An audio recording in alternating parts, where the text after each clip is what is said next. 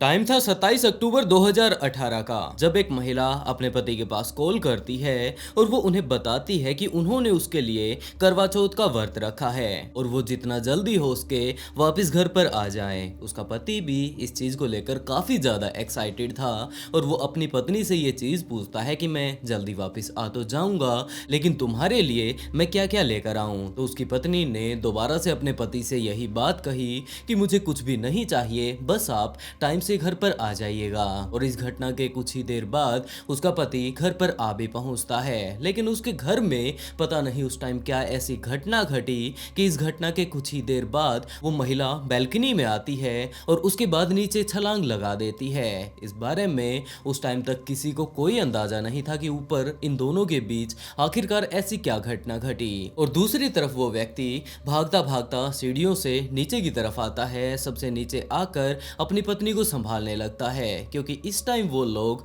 8वें माले पर रहा करते थे। नीचे आकर वो अपनी पत्नी की बॉडी को संभालने लगता है और रोते रोते ये बात कहता है कि आखिरकार तुमने क्या कर लिया। तब तक वहां पर मौजूद सोसाइटी वाले सारे ही इकट्ठा हो चुके थे और उनमें से कुछ एक लोगों ने पुलिस वालों के पास कॉल कर दिया। तब तक गुड़गांव की पुलिस वहां पर जा पहुंचती है उस बिल्डिंग के पास और वहां पर जाकर इस सारे ही मामले को चेक करने लगती है कि आखिरकार यहाँ पर घटना क्या घटी थी। और उस व्यक्ति से पूछना शुरू किया कि हाँ भाई, आखिरकार तुम्हारे घर के अंदर ऐसा क्या चल रहा था जिसके चलते ये महिला यहाँ पर नीचे आन गिरी। तो उस व्यक्ति ने, जिसका कि नाम विक्रम था, उसने बताना शुरू किया कि जनाब, ये मेरी पत्नी दीपिका है, हम दोनों की ऊपर बहस थोड़ी हो गई थी और उसका खास कारण ये था कि आज इसने व्रत मेरे लिए रख रखा था, करवा चौथ की ये व्रती थी। इसने मुझे जल्दी यहाँ पर अपने घर पर बुलाया था, लेकिन मैं यहाँ पर टाइम से नहीं आ पाया, जिसके कारण इसके और मेरे बीच काफ़ी ज़्यादा बहस शुरू हो जाती है। ये मुझसे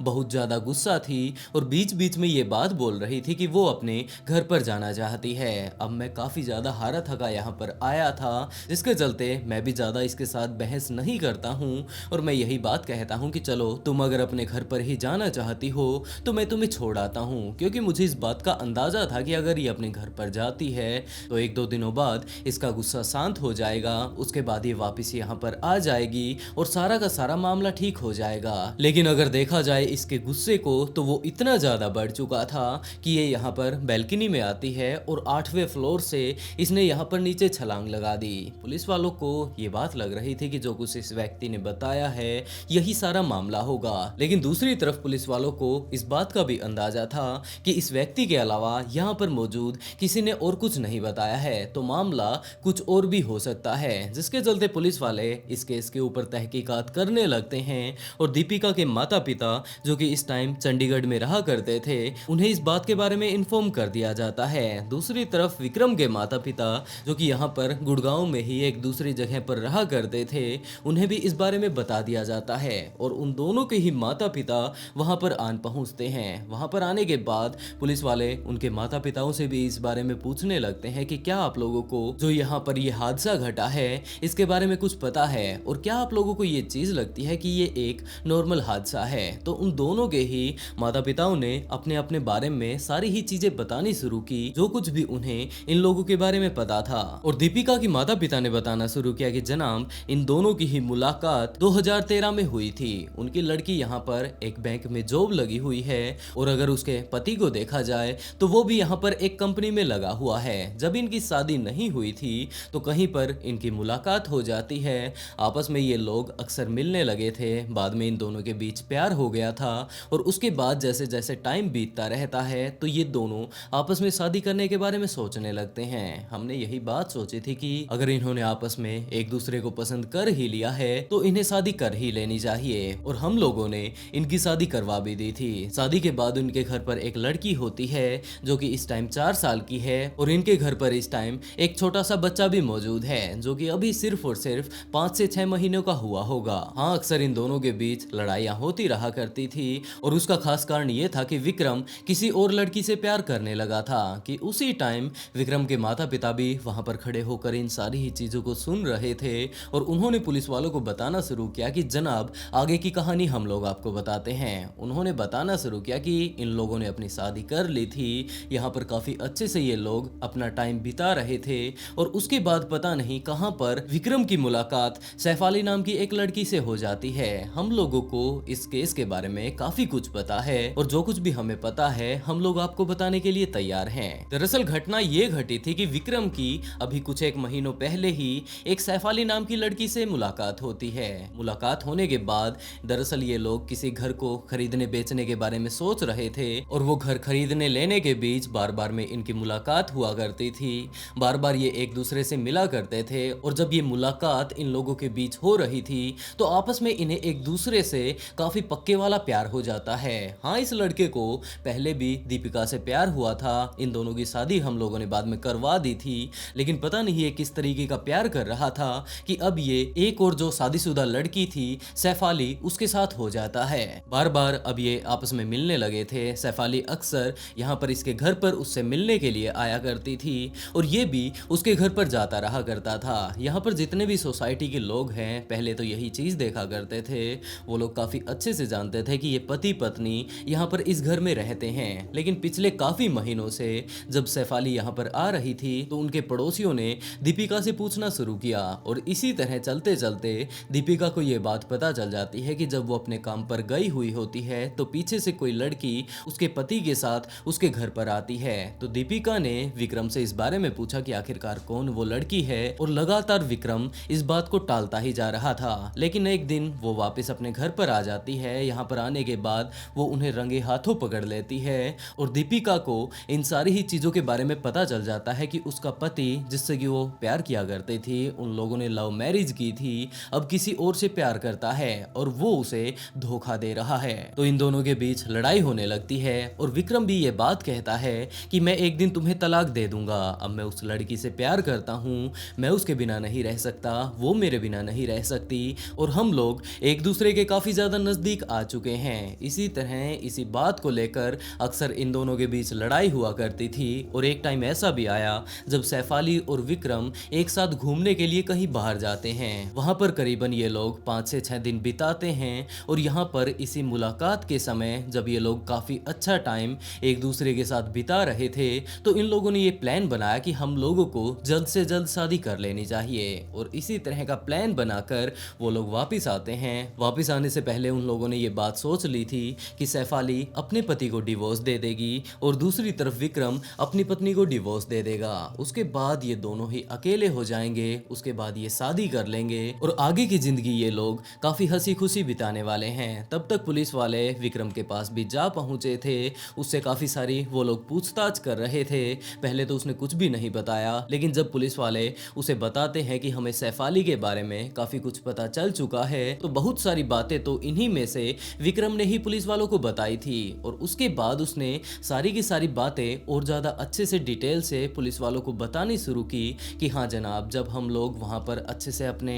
इन सारी बातों को सोचकर आ चुके थे कि हम लोग अपने अपने पति पत्नियों को डिवोर्स दे देंगे, तो यहाँ पर आने के बाद जब मैंने दीपिका से ये बात कही कि मैं तुमसे डिवोर्स लेना चाहता हूँ तो वो मुझे साफ इनकार कर देती है। और दूसरी तरफ अगर सैफ अली को देखा जाए तो उसने भी जाकर अपने पति से यही बात कही थी कि वो उससे अलग होना चाहती है, लेकिन उसका पति पता नहीं किस तरीके का था, उसे इस बात से कोई मतलब नहीं था कि उसकी पत्नी आखिरकार उससे क्या बोल रही है, क्या वो उससे मांग रही है। जस्ट वो कुछ एक देर तक सोचता है और उसके बाद वो इस बात के लिए हाँ भर देता है। उसके बाद वो डिवोर्स के सारे कागज तैयार करवाने लगता है और दूसरी तरफ सैफ अली मुझसे ये बात पूछती है कि हाँ उसका पति तो मान चुका है डिवोर्स के लिए, तुम्हारी पत्नी का क्या हाल है। तो उसने बताया कि वो इस बात के लिए मना कर रही है, वो मुझे डिवोर्स नहीं देने वाली। तो सैफ अली लगातार मेरे ऊपर दबाव बढ़ाने लगती है, ये बात कहती है कि उसे भले ही किसी भी तरीके से तुम अपनी जिंदगी से निकालो, मैं तुमसे शादी करने वाली हूँ, जस्ट तुम उसे तलाक दो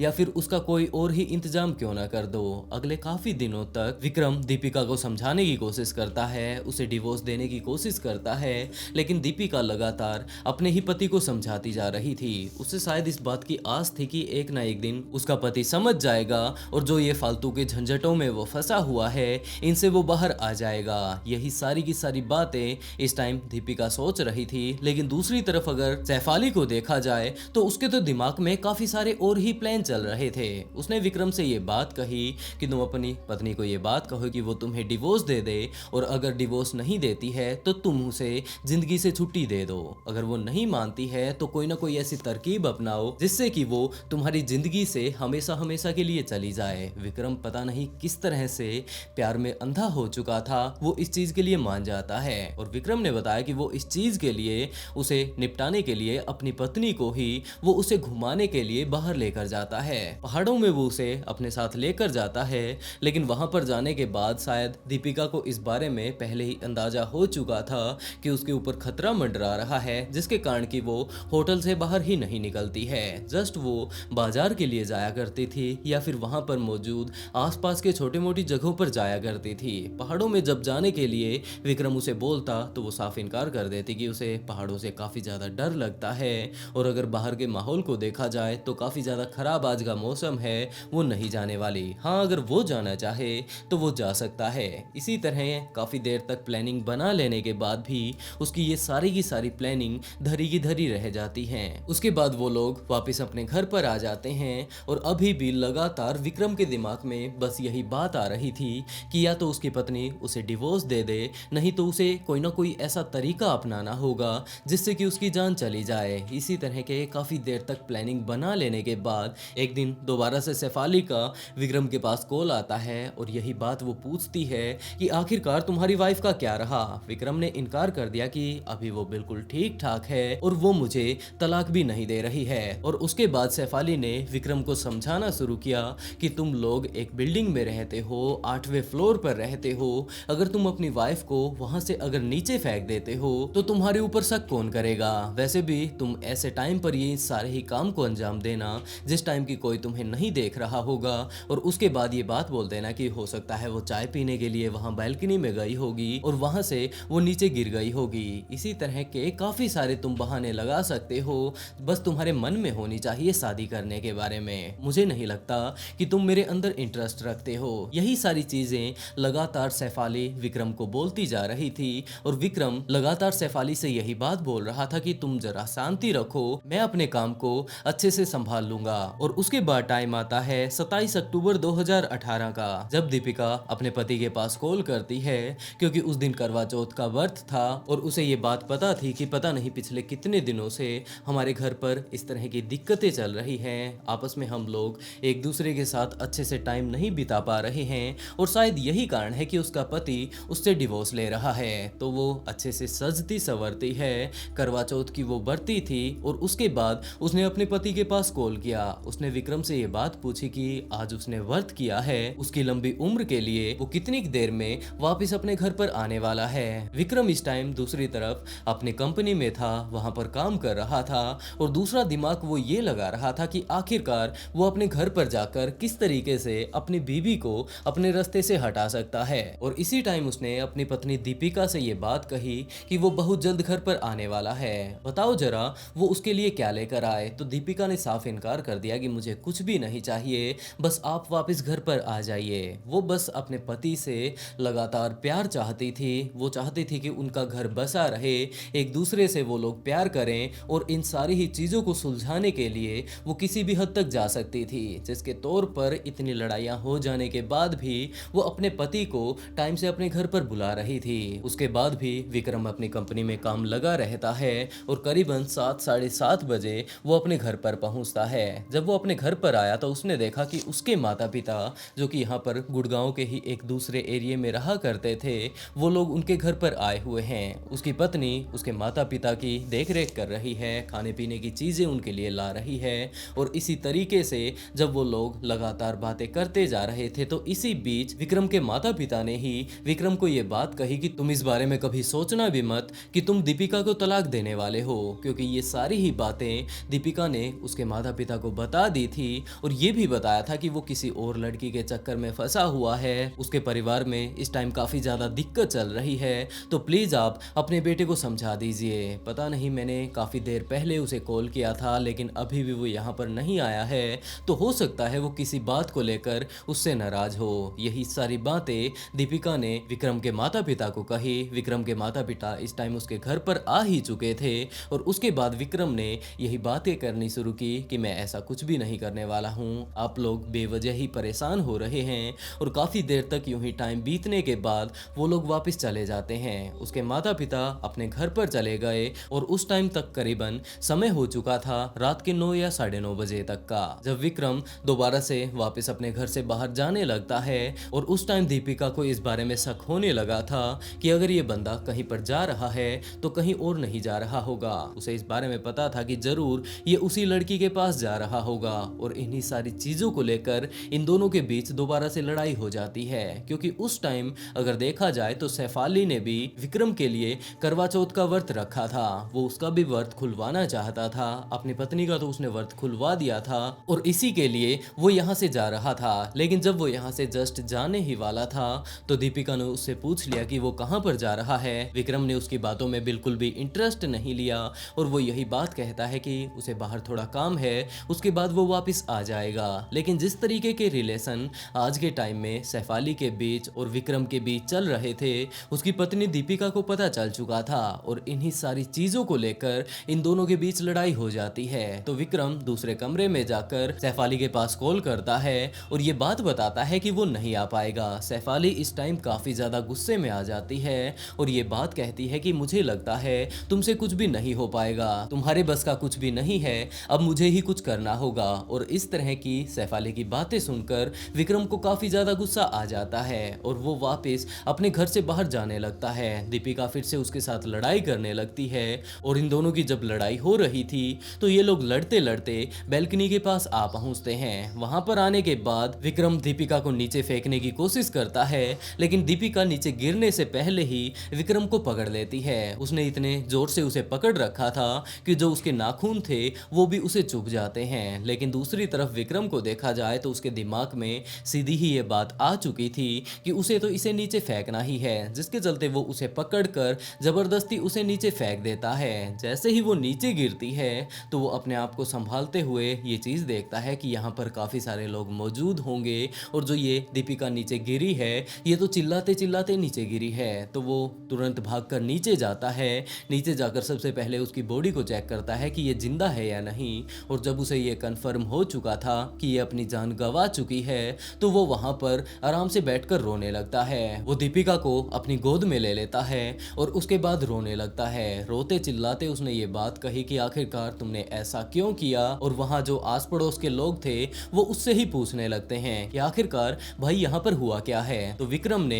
उन्हें बताना शुरू किया कि यार आज करवा चौथ का व्रत था, इसने मेरे लिए करवा चौथ का व्रत रख रखा था, लेकिन मुझे कंपनी में काफी ज्यादा देर हो चुकी थी जिसके चलते ये मेरे ऊपर काफी ज्यादा गुस्सा थी और गुस्से गुस्से में इसने यहाँ पर नीचे छलांग लगा दी। ये सारा ही मामला जैसे ही पुलिस वालों को समझ आता है, पुलिस वाले विक्रम को पकड़ लेते हैं, उसे अपने साथ लेकर पुलिस स्टेशन जाते हैं। उस टाइम उससे पूछताछ वो लोग कर ही रहे थे, लेकिन जैसे ही इन सारी ही चीज़ों के बारे में पुलिस वालों को पता चलता जा रहा था तो वो लोग सैफाली के पास भी जा पहुंचते हैं। और वहां पर जाने के बाद उन्हें पता चलता है कि सैफाली तो इस टाइम प्रेग्नेंट है, जिसके चलते वो यहाँ पर मौजूद नहीं है, जबकि वो तो हॉस्पिटल में एडमिट है। पुलिस वाले बाद में उसके पास भी जाते हैं। जब उसके अच्छे से डिलीवरी हो चुकी थी और वो नॉर्मल हो चुकी थी तो उसे भी गिरफ्तार कर लेते हैं और उसके बाद इन लोगों के ऊपर केस चलने लगता है। इस केस का जो रिजल्ट आया उसके बारे में तो अभी तक मुझे नहीं पता, काफ़ी ज़्यादा मैंने रिसर्च की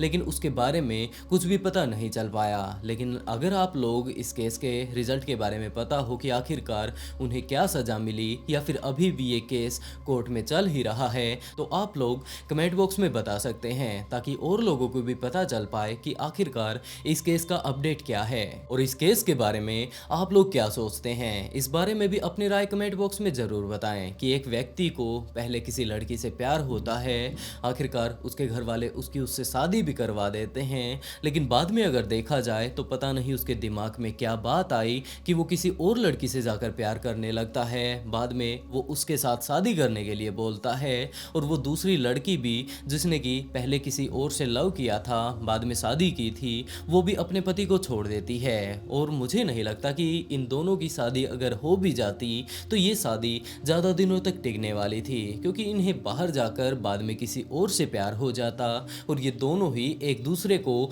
यूं ही छोड़कर चले जाते। वैसे दोस्तों आप लोग इस केस के बारे में क्या सोचते हैं, अपनी राय कमेंट बॉक्स में जरूर बताइएगा। और वीडियो अगर अच्छी लगी हो तो वीडियो को लाइक कर ऑफबीट पॉडकास्ट को सब्सक्राइब जरूर कर लें, क्योंकि इसी तरह के काफी सारे ट्विस्टेड केस मैं यहाँ पर लेकर आता रहता हूँ। और इसी के साथ दोस्तों आज का शाउट आउट आंसू को and write a beautiful comment to get a shout out in next video. बहुत जल्द मिलते हैं एक और नए ट्विस्टेड केस के साथ।